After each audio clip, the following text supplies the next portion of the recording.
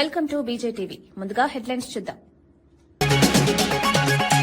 TDP కార్యకర్తలకు CM Chandrababu ఆత్మీయ విందు. అమరావతిలో సీనియర్ కార్యకర్తలతో ప్రత్యేక సమావేశం. కార్యకర్తల సేవను గుర్తించిన సత్కరించిన సీఎం. పార్టీ ఐక్యతకు బలపరిచిన ఆత్మీయ కార్యక్రమం.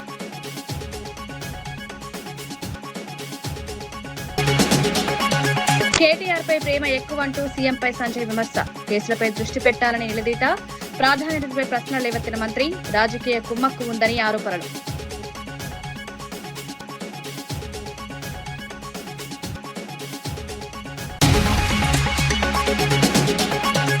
కేరళలో బీజేపీకి పెరుగుతున్న మద్దతు. రాష్ట్రంలో మార్పు స్పష్టంగా కనిపిస్తోందని ప్రధాని. అభివృద్ధి కోసం ప్రజలు బీజేపీ వైపు మొగ్గు. రాబోయే ఎన్నికల్లో మంచి ఫలితాలపై ఆశాభావం.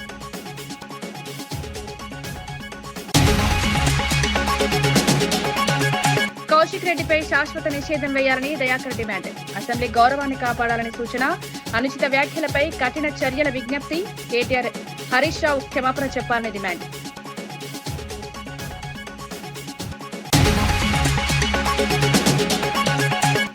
మెట్రో టేకోవర్పై సీఎంపై కేటీఆర్ ఆరోపణలు. ప్రజలపై అప్పు మోపుతున్నారని విమర్శ. భూముల కోసం కుట్ర జరుగుతోందని వ్యాఖ్య.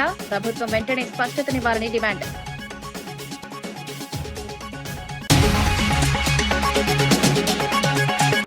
తెలంగాణ అసెంబ్లీలో ఎమ్మెల్యే పాడి కౌశిక్ రెడ్డి ప్రవర్తనపై సీఎం రేవంత్ రెడ్డి తీవ్ర ఆగ్రహం వ్యక్తం చేశారు. సభలో ఆయన ప్రవర్తన అసభ్యకరంగా ఉందని స్పష్టం చేశారు. నిబంధనలు ఉల్లంఘిస్తూ వ్యవహరించడం ప్రజాస్వామ్యానికి విరుద్ధమని వ్యాఖ్యానించారు. ఎథిక్స్ కమిటీ ద్వారా విచారణ జరపాలని స్పీకర్ను కోరారు. దళిత స్పీకర్ను అవమానించేలా వ్యవహరించడం బాధాకరమన్నారు. సభ గౌరవాన్ని కాపాడాల్సిన బాధ్యత సభ్యులందరిదని సూచించారు. పరిస్థితి ఇలాగే కొనసాగితే బడ్జెట్ సమావేశాల వరకు సస్పెండ్ చేసే అవకాశం ఉందని హెచ్చరించారు. ఈ ఘటనతో అసెంబ్లీలో ఉద్రిక్తత నెలకొంది. రూల్ బుక్ అమెండ్ అయింది. ఈ బుక్ లో అధ్యక్ష page number 105 committee on ethics. ఈ రూల్ బుక్ లోనే 105 పేజీలో committee on ethics 288 rule number. The committee shall examine every complaint concerning the unethical conduct of a member both within and outside the house referred to it by speaker or the house are taken by suo motu. దీన్ని తీసుకోవాల్సిందిగా అదే విధంగా మా legislative affairs minister request చేస్తున్నా. దీంట్లో sub class 289 sub class 2 the house may also refer complaint of unethical conduct of a member on a motion to the committee for inquiry and report. అధ్యక్ష, నేను ఒకటే మాట, డైరెక్ట్గా మా సభ్యులు వారు చేసిన విధానాన్ని, వారు వ్యవహరించిన తీరును చూసి శాసనసభ సభ్యత్వాన్ని రద్దు చేశాడని మా వాళ్ళు మాట్లాడి, నేను అట్లా నియమ నిబంధనలకు వ్యతిరేకంగా చర్యలు తీసుకోమని నేను అడగాను. ఇది కమిటీ ఆన్ ఎథిక్స్కి వారి వ్యవహార శైలిని, ఈ సభలో అన్ని కెమెరాలు ఉన్నాయి, ఈ కెమెరాలలో వారు వ్యవహరించిన తీరు మొత్తం రికార్డ్ అయింది. ఈ అన్ని ఆధారాలను ఈరోజు ఈ సభ ద్వారా మోషన్ మూవ్ చేసి లెజిస్లేటివ్ అఫైర్స్ మినిస్టర్ ఆ ఎథిక్స్ కమిటీకి మీరు రెఫర్ చేసి ఎథిక్స్ కమిటీ ఇచ్చే రికమెండేషన్స్ మీద పాడి కౌశిక్ రెడ్డి గారి మీద చర్యలు తీసుకోవాల్సిందిగా ఆ కమిటీని కూడా, ఇప్పుడు కమిటీ లేదని వారు చెప్పారు, సమయానికి బాగా గుర్తు చేశారు అధ్యక్ష. ఎంబడే ఎథిక్స్ కమిటీని కాన్స్టిట్యూట్ చేసి హరీష్ రావు గారి సూచన మేరకు తక్షణమే ఎథిక్స్ కమిటీని ఈ సభ ముగిసే లోపల మీరు అపాయింట్ చేసి ఈ కేసును దానికి రెఫర్ చేయాల్సిందిగా ఈ సభలో ఒక సత్సాంప్రదాయాన్ని రేపు భవిష్యత్తులో ఏ సభ్యుడైనా ఈ రకంగా బాధ్యతారహితంగా అసభ్యకరంగా అసహించుకునే విధంగా సీనియర్ సభ్యులకు అవమానం జరిగే విధంగా వ్యవహరిస్తే ఏ రకమైన చర్యలు తీసుకుంటామో భవిష్యత్ తరాలకు తెలంగాణ సమాజానికి ఒక దిక్సూచిగా ఉండే విధంగా చర్యలు తీసుకోవాలి. దయచేసి మళ్ళొక్కసారి నేను తమరికి విజ్ఞప్తి చేస్తున్న అధ్యక్ష సభానాయకుడిగా, బీఆర్ఎస్ శాసనసభ్యులు సీట్లలో కూర్చొని సహకరిస్తే తమరి విజ్ఞప్తి మేరకు సభలో కొనసాగించండి.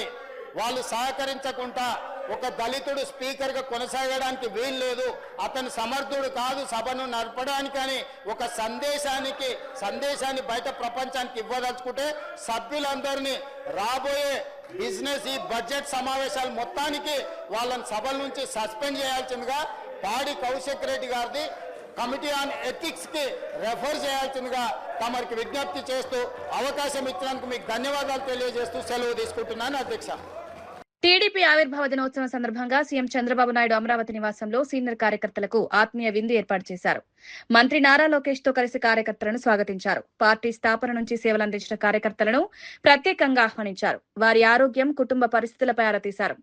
పార్టీ కోసం చేసిన త్యాగాలను ఎప్పటికీ మర్చిపోమలేమన్నారు. కార్యకర్తలను కుటుంబ సభ్యుల్లా భావించి విందు ఏర్పాటు చేయడం తమ బాధ్యతగా భావిస్తున్నామన్నారు. కార్యకర్తలు ఈ ఆత్మీయతపై ఆనందం వ్యక్తం చేశారు. వస్త్రాలు, శాలువాలతో సత్కరించారు.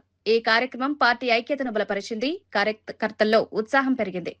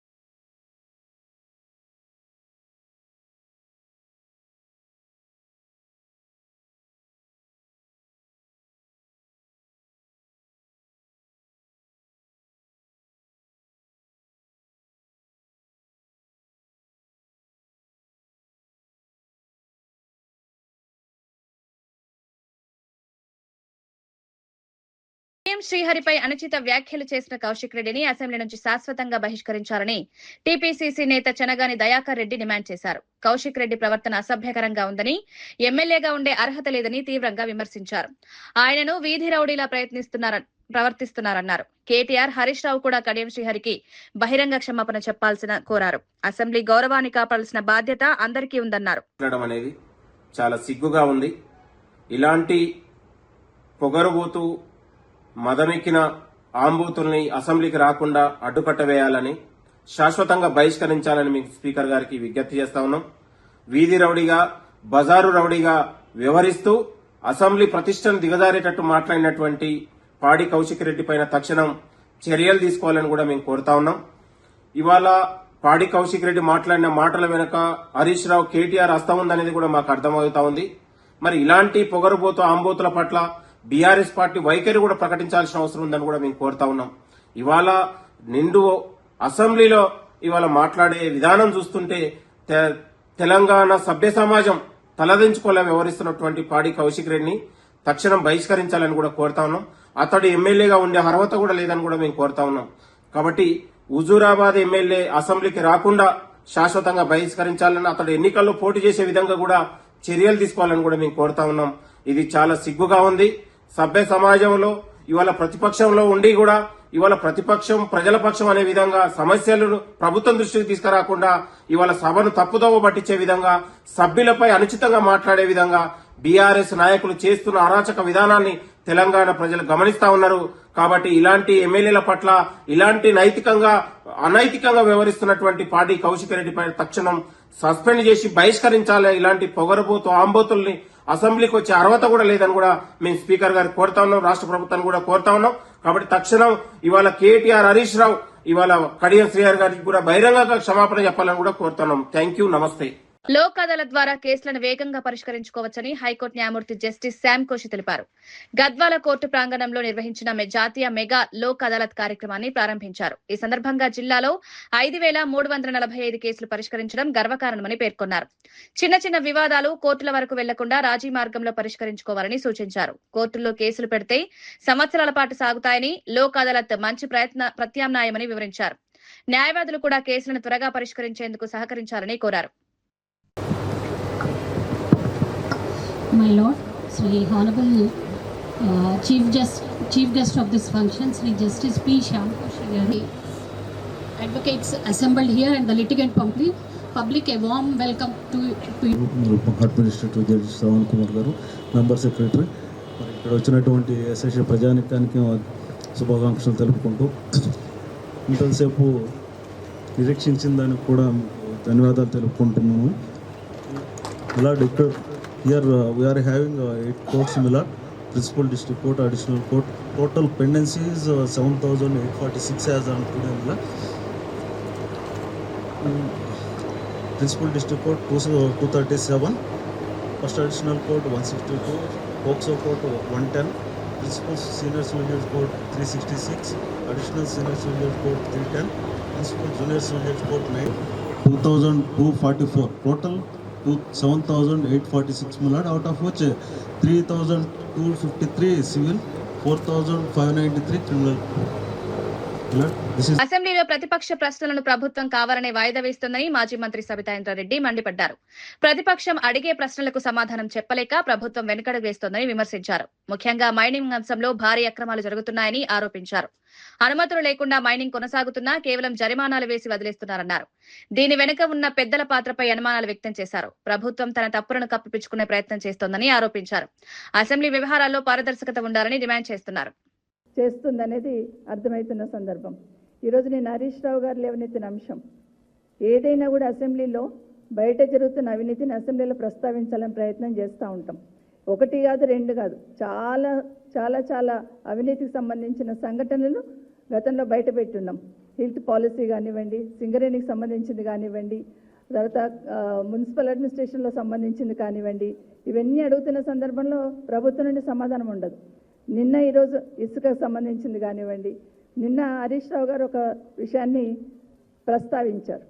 ప్రస్తావించినప్పుడు దానికి సమాధానం చెప్పాలి, లేదంటే హౌస్ కమిటీ వేయాలి. కానీ దానికి సమాధానం చెప్పకుండా నియోజకవర్గాల పునర్విభజనపై సీఎం రేవంత్ రెడ్డి ప్రజలను తప్పుదోవ పట్టిస్తున్నారని బీజేపీ ఎంపీ లక్ష్మణ్ విమర్శించారు. పునర్విభజనల వల్ల తెలంగాణలో అసెంబ్లీ స్థానాలు 119 నుంచి 179కి పెరిగే అవకాశం ఉందన్నారు. పార్లమెంటు స్థానాలు కూడా పెరుగుతాయన్నారు. ఈ ప్రక్రియతో ఎస్సీ ఎస్టీలకు ప్రాతినిధ్యం పెరుగుతుందని పేర్కొన్నారు. అభివృద్ధి దిశగా ఇది కీలక నిర్ణయమని వివరించారు. కాంగ్రెస్ పార్టీ ఈ ప్రక్రియను అడ్డుకోవాలని ప్రయత్నించడం సరికాదని విమర్శించారు. ఇవాళ మన డ్యూరేషన్ ఆఫ్ అసెంబ్లీ కానీ లోక్సభ కానీ 5 years అండ్ టైం చాలా స్పష్టంగా రాజ్యాంగంలో ఫిక్స్ చేసి ఉన్నారు. 5 సంవత్సరాలు మించి ఉండడానికి వీల్లేదని. కానీ దురదృష్టవశాత్తు 1977లో ఎమర్జెన్సీ విధించి ఇందిరాగాంధీ తన పదవీ కాలాన్ని మరి 42nd కాన్స్టిట్యూషనల్ అమెండ్మెంట్ చేసి 6 సంవత్సరాలు పొడిగించుకున్నారు. అంటే రాజ్యాంగాన్ని సవరించి యాక్చువల్ రాజ్యాంగం ప్రకారంగా ఈ ఆర్టికల్ 83 పార్లమెంటుకు, ఆర్టికల్ 172 అసెంబ్లీలకు మన పదవీ కాలం 5 సంవత్సరాలు. దాన్ని రాజ్యాంగాన్ని సవరించి ఆ రోజు 42nd అమెండ్మెంట్ ద్వారా 6 సంవత్సరాలు చేస్తుంది. నుంచి ఎంపీలుగా మీరు చట్టసభలు అడుగు పెడితే ఎందుకు మీకు కంటగింపు? ఇవాళ అమిత్ షా గారు చాలా స్పష్టంగా ఈ సమావేశాన్ని తీసుకొస్తామంటే దాటవేస్తున్నారు. ఎందుకు అంత తొందర అంటున్నారు? ఇవాళ ఎందుకు మీరు దడుచుకుంటున్నారు? ఇవాళ చాలా స్పష్టంగా చెప్పాడు ఇవాళ అమిత్ షా గారు కూడా. మల్లికార్జున్ ఖర్గే గారికి LOP లోక్సభలో రాహుల్ గాంధీ గారు మేము చెప్పాము, రాశాము. BRS working president KTR metro takeover అంశంపై సీఎం రేవంత్ రెడ్డిపై తీవ్ర ఆరోపణలు చేశారు. ఎల్ఎన్టీ సంస్థకున్న వేల కోట్ల అప్పును తెలంగాణ ప్రజలపై మోపుతున్నారన్నారు. మెట్రో ప్రాజెక్టు పేరుతో ఆర్థిక భారం పెంచుతున్నారని విమర్శించారు. సంస్థ అధికారులను బెదిరిస్తూ ఒప్పందాలు మార్చించే ప్రయత్నాలు జరుగుతున్నాయని ఆరోపించారు. విలువైన భూములను కైవసం చేసుకునేందుకు కుట్ర జరుగుతోందన్నారు. ప్రజల సంపదను దోచుకునే ప్రయత్నాలు జరుగుతున్నాయని మండిపడ్డారు. ప్రభుత్వం వెంటనే స్పష్టతనివ్వాలని డిమాండ్ చేశారు. మెట్రోని మేము 15,000 కోట్లకే కొన్నాం, చాలా గొప్ప పని చేసినామని చెప్పి ముఖ్యమంత్రి గారు సిగ్గు లేకుండా అబద్ధాలు చెప్తా ఉన్నారు. వాస్తవం ఏంది? 280 ఎకరాల ప్రభుత్వ భూమిని మెట్రోకి కేవలం ఆనాటి ప్రభుత్వం, రాజశేఖర రెడ్డి గారి ప్రభుత్వం లీజుకు మాత్రమే ఇచ్చింది. ఆ భూములు మనవే, ప్రభుత్వానికే, ప్రజల భూములవి. ఆ 280 ఎకరాలు వాళ్ళకు ఎల్ఎన్టీకి రాసివ్వలేదు, కేవలం లీజుకి ఇచ్చారు. లీజుకి ఇచ్చిన భూముల్లో ఎల్ఎన్టీ వాళ్ళు 18 కోట్ల స్క్వేర్ ఫీట్ల బిల్టప్ ఏరియా కట్టి దాని నుంచి వచ్చే ఆదాయంతో వారు సంపాదించుకోవాలా. తిరిగి ఆ భూముల్లో డెవలప్ చేసిన 18 కోట్ల చదరపు అడుగుల భవనాలతో సహా తిరిగి రాష్ట్రానికి అప్పజెప్పి పోవాలి. ఇది అగ్రిమెంట్. కానీ నిన్న ముఖ్యమంత్రి ఏమంటాడు? 22,000 కోట్ల ఆస్తిని మేము 15,000 కోట్లకి కొన్నాం, 7,000 కోట్లు మిగిలిచ్చినాం అంటుంది. ఇది ఎట్లుందంటే మీ భూమిని, మీ ఇల్లును మళ్ళీ మీరే తిరిగి కొనుక్కున్నట్టుంది. అంటే ఎంత సిగ్గు లేకుండా అబద్ధాలు చెప్తున్నాడు ముఖ్యమంత్రి అంటే. 15,000 కోట్ల లోను ఒక ప్రైవేటు సంస్థ బ్యాలెన్స్ షీట్ మీద ఉంటే దాన్ని రాష్ట్ర ప్రజల మీద రుద్దిందే సిగ్గుచేటంటే, ఎల్ఎన్టీ సిఎఫ్ఓను అరెస్టు చేస్తా అని బెదిరించి, మేడిగడ్డ బరాజు విషయంలో నేను చెప్పినట్టు ఇంటలేరని చెప్పి వాళ్ళను బెదిరించి బ్లాక్ మెయిల్ చేసి చివరికి మరి ఆ 280 ఎకరాల ప్రభుత్వ భూమి ఏదైతే ఇవాళ ఎల్ఎన్టీ చేతిలో లీజ్ రూపంలో ఉందో దాన్ని కొట్టేయడానికి ఈ దండుపాలెం బ్యాచ్ వేసిన ఒక కుట్ర, ఒక స్కెచ్ నిన్న ముఖ్యమంత్రి గారి ప్రకటన. ఎల్ఎన్టీ భూములు కావవి, అవి ప్రభుత్వ భూములే, అది ప్రజల సంపదనే. కానీ వాళ్ళ ప్రైవేటు సంస్థ నెత్తి మీద ఉన్న అప్పును ప్రభుత్వం నెత్తి మీద, ప్రజల నెత్తి మీద 15,000 కోట్ల అప్పు ఎందుకు రుద్దుతున్నాడో ముఖ్యమంత్రి సమాధానం చెప్పాలి. ఆ 280 ఎకరాల భూమి ఏదైతే ప్రజల సొత్తు ఉన్నదో దాన్ని ఏ రకంగా రేపటి రోజున మీరు వినియోగించబోతా ఉన్నారో సమాధానం చెప్పి తీరాలి. వాటిని అమ్ముతారా? నీ అనుయాయులకు కట్టబెడతావా? మరి ఇంకెవరికైనా లీజుకి ఇస్తావా? నీ దండుపాలెం బ్యాచ్ కు పుట్టాలు బఠానీ లెక్క పంచిస్తావా అనే అనుమానాలు ఇవాళ హైదరాబాద్ ప్రజల్లో బలంగా ఉన్నాయి. నేను ఒక్క మాట సూటిగా రేవంత్ రెడ్డిని అడుగుతా ఉన్నా. కేంద్ర ప్రభుత్వం ఒప్పుకోలేదు ఎల్ఎన్టీ చేతిలో ఉంటే, అందుకే ఎల్ఎన్టీని తీసుకోవాల్సి వచ్చింది అంటున్నాం. మరి ఇదే కేంద్ర ప్రభుత్వం, ఆనాడు కూడా ఇదే బీజేపీ ప్రభుత్వం ఉంది. మేము హైదరాబాద్ రాయదుర్గం నుండి ఎయిర్పోర్ట్ కు 32 కిలోమీటర్లు హైదరాబాద్ మెట్రోని పొడిగించాలని చెప్పి టెండర్ చేశాం. పూర్తిగా పనులు కూడా ప్రారంభించి శంకుస్థాపన కూడా చేసినాం. ఆ రోజు కేంద్ర ప్రభుత్వం ఏమీ అభ్యంతరం చెప్పలేదే. ఆ రోజు మున్సిపల్ మంత్రిగా నేనే ఉన్నా. మరి మాకు చెప్పిన అభ్యంతరం నీకెందుకు చెప్తున్నది? ఏమైనా కాయిదాలు ఉన్నాయా? ఎల్ఎన్టీ ఒప్పుకోకపోతే మేము ఫండింగ్ చేయమనే కాయిదాలు ఉన్నాయా? ఇవన్నీ ముఖ్యమంత్రి గారు పుట్టించిన కాకమ్మ కబుర్లు, ముఖ్యమంత్రి చెప్తున్న కాకమ్మ కబుర్లు.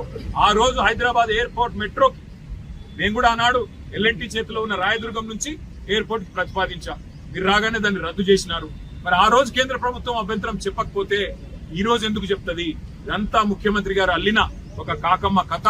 ఖచ్చితంగా 280 ఎకరాలు కొట్టేయడానికి వేసిన ఒక స్కెచ్.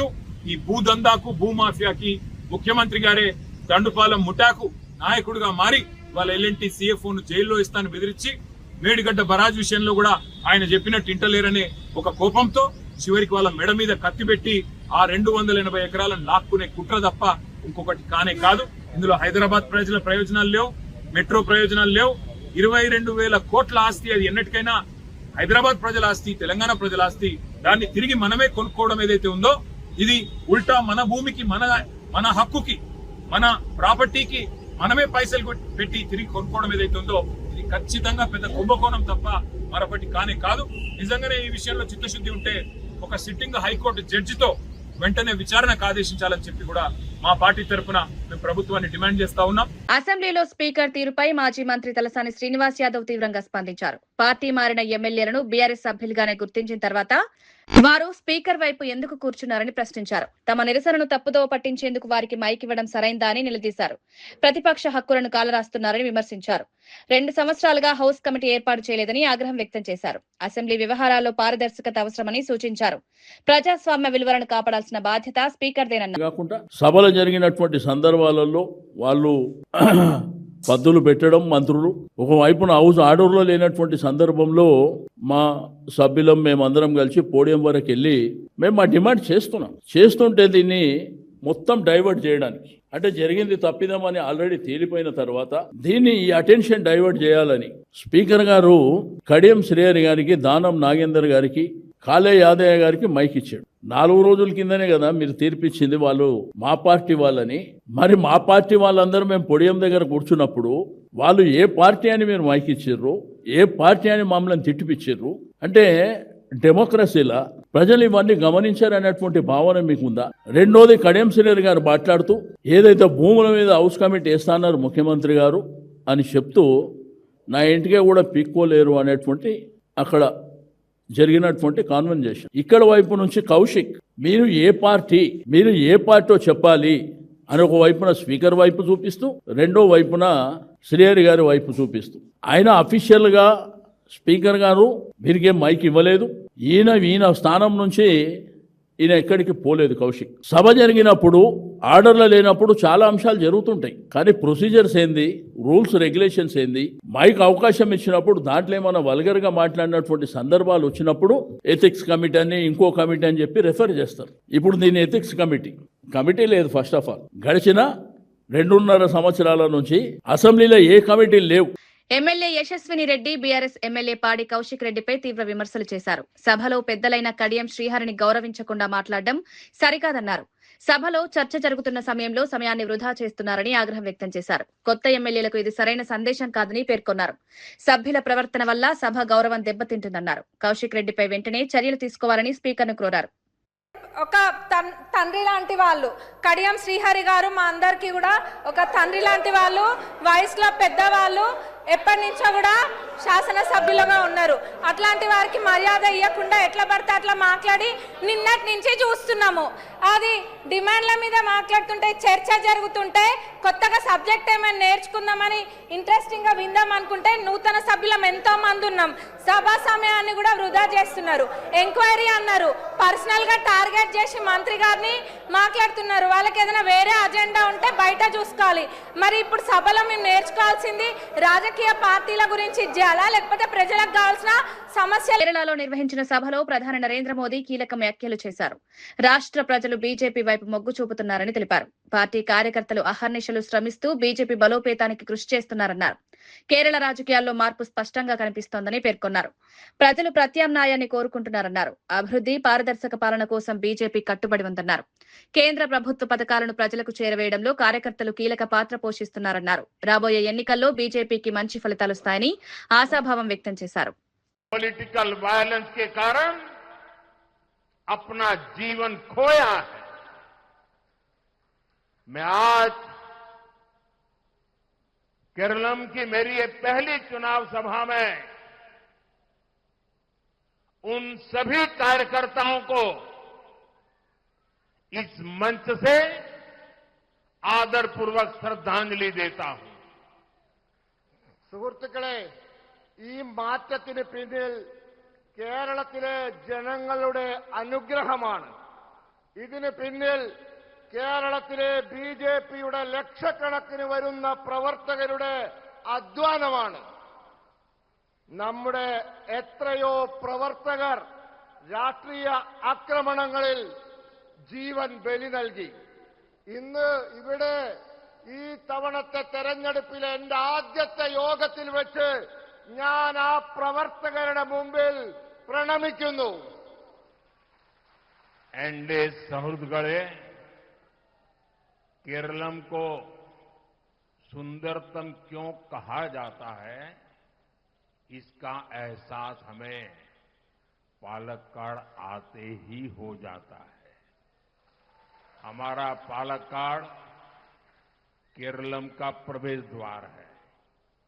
यहां प्रकृति की अद्भुत सुंदरता भी है, केरलम की प्राचीन जीवन संस्कृति भी है, और ये केरलम की प्रतिभा और परिश्रम का एक बड़ा केंद्र भी है।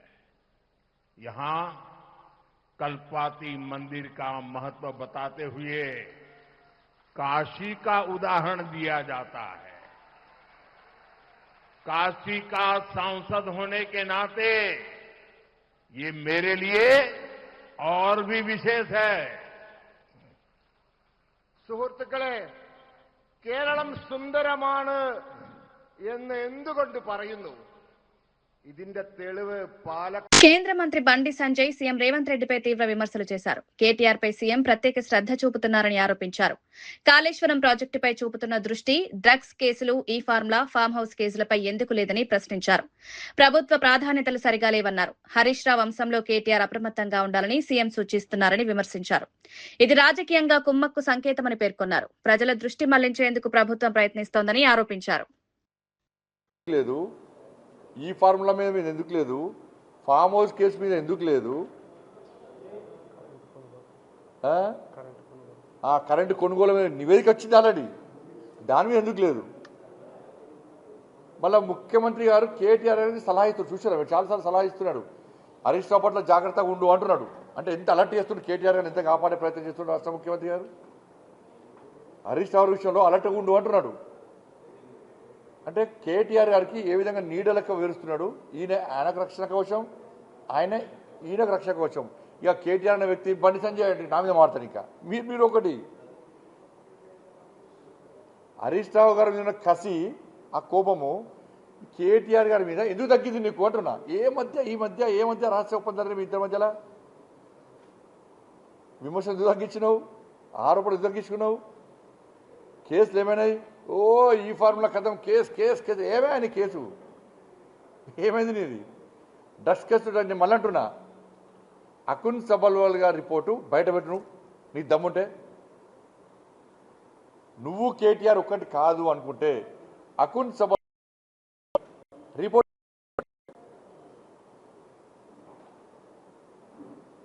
రిపోర్టు మాయం చేసింది ఎవరు? పట్టుకరా. నువ్వు మళ్ళీ విచారణ జరపకియా, నువ్వు విచారణ ఏమద్దు, డ్రగ్స్ విచారణ జరపకు. నువ్వు అకున్ సబల్వాల్ రిపోర్ట్ బయట పెట్టికంటే తెలుసు. రాష్ట్ర ముఖ్యమంత్రి, ఒక ముఖ్యమంత్రి స్థాయిన వ్యక్తి అకున్ సబల్వాల్ రిపోర్ట్ ఏమి ఇచ్చాడో తెలుసు, దాన్ని ఎవరో తెలుసు. ఆ వ్యక్తిని కాపాడే ప్రయత్నం చేస్తున్నాడు. కాబట్టి ఇద్దరు ఒకటే.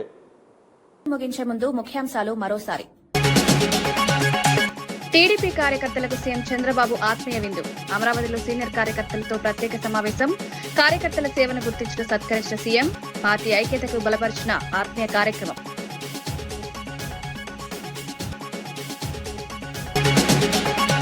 కేటీఆర్ పై ప్రేమ ఎక్కువంటూ సీఎంపై సంజయ్ విమర్శ. కేసులపై దృష్టి పెట్టాలని నిలదీత. ప్రాధాన్యతపై ప్రశ్నలు లేవెత్తిన మంత్రి. రాజకీయ కుమ్మక్కు ఉందని ఆరోపణలు.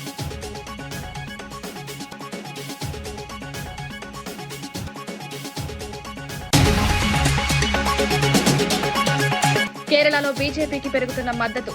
రాష్ట్రంలో మార్పు స్పష్టంగా కనిపిస్తోందని ప్రధాని. అభివృద్ధి కోసం ప్రజలు బీజేపీ వైపు మొగ్గు. రాబోయే ఎన్నికల్లో మంచి ఫలితాలపై ఆశాభావం.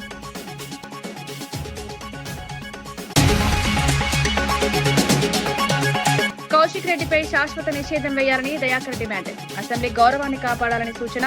అనుచిత వ్యాఖ్యలపై కఠిన చర్యల విజ్ఞప్తి. కేటీఆర్, హరీష్ రావు క్షమాపణ చెప్పాలని డిమాండ్.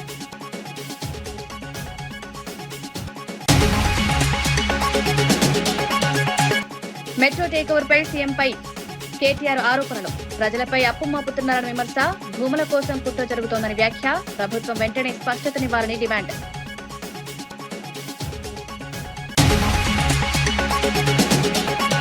ఇవి ఈనాటి వార్తా విశేషాలు. మరో బులెటిన్లో మళ్ళీ కలుద్దాం. నమస్కారం.